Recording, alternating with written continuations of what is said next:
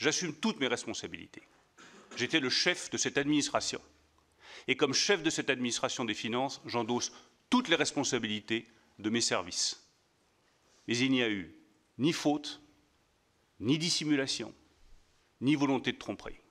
Il y a eu fondamentalement une grave erreur technique d'évaluation des recettes dont nous payons le prix et à laquelle j'ai répondu avec la plus totale détermination et la plus totale transparence. Ça a toujours été mon obsession, le désendettement de la France. Pendant la crise de l'inflation, pendant la crise du Covid, nous avons protégé, évidemment, massivement, efficacement les Français. Nous avons protégé les salariés, nous avons protégé les entrepreneurs. Qui peut s'en plaindre? Qui, honnêtement, ici, peut se plaindre des dépenses que nous avons engagées pour les salariés, les entrepreneurs, les Français, pour protéger? Nous avons protégé aussi en résistant au déluge de dépenses supplémentaires que tout le monde m'a réclamé pendant cette période-là. En 2023, les crises sont derrière nous, les deux, le Covid, l'inflation. Donc il faut revenir à la normale. Et il faut sortir définitivement des mesures contre l'inflation. C'est toujours ce qui est le plus difficile en France. Pourquoi? Parce qu'en France, toute nouvelle dépense publique de crise est considérée comme un acquis. Et toute dépense publique conjoncturelle devient mécaniquement une dépense structurelle. Et dès que vous y touchez, on vous explique que vous ne pouvez pas y toucher. Vous avez baissé la tarification d'électricité, ne revenez pas là-dessus, c'est du vol. C'est la taxe Macron, c'est la taxe Attal, c'est la taxe Le Maire.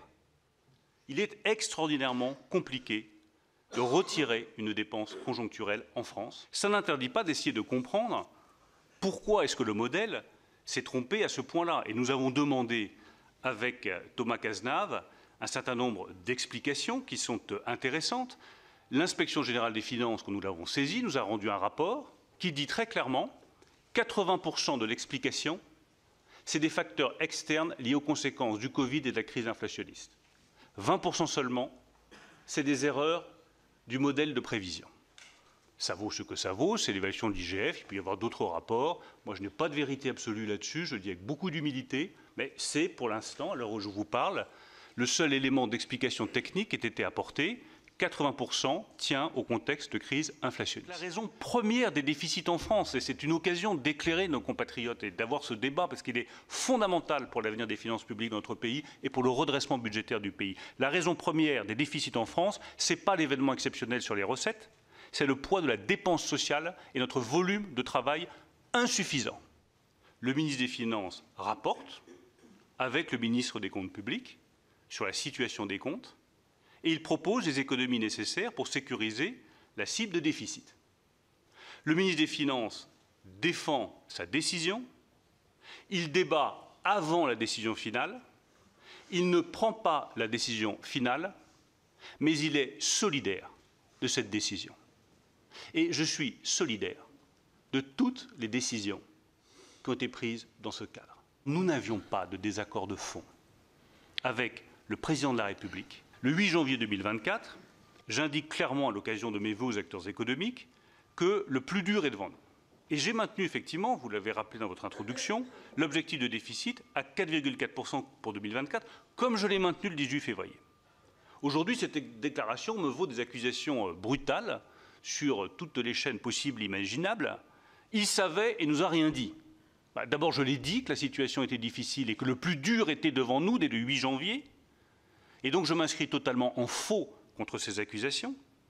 Par ailleurs, je ne disposais pas le 8 janvier d'autres informations que des informations non définitives et incertaines. Nous avons traversé la crise économique la plus grave depuis 1929.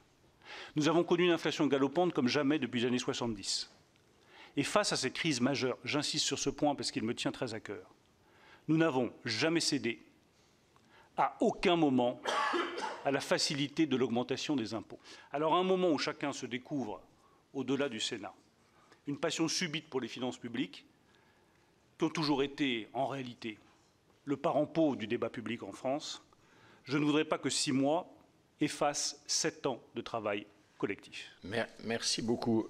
Je note cette espèce d'un peu de feu d'artifice d'autosatisfaction collective et solidaire sur votre action qui se paie, excusez-moi de le rappeler, au prix fort. le prix fort d'une dette colossale et abyssale qui aujourd'hui pèse sur tous les Français.